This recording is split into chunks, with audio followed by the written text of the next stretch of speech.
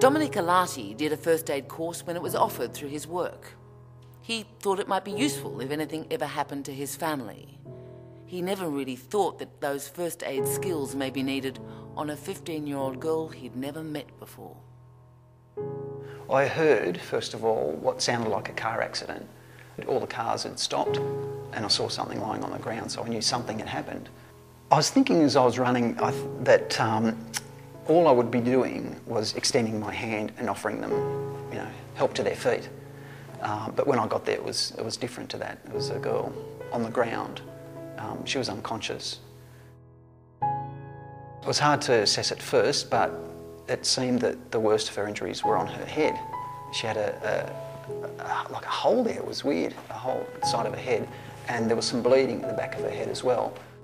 It sort of just came to me at the time. I immediately went to into the DRABCD routine. Once I saw a person at the side of the road on the phone, I said, "Are you calling an ambulance?" And he said, "Yes." And then the next step was to put her in the recovery position. There were a lot of people around. People in the cars, they didn't get out of the cars. People that were at the swimming centre where I'd been with my daughters, they were just standing outside looking up. I guess it's because people were standing there because they just didn't know what to do. They froze, not having done a first aid course, I guess. They were scared, not knowing how to treat an injured person.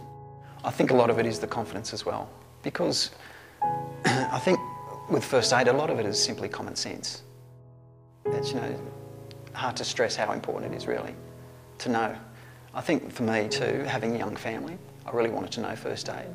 The daughters will always come up to me and say, "I need a bandage on my finger." And, "Give me a look at that." "No, you don't, you're fine."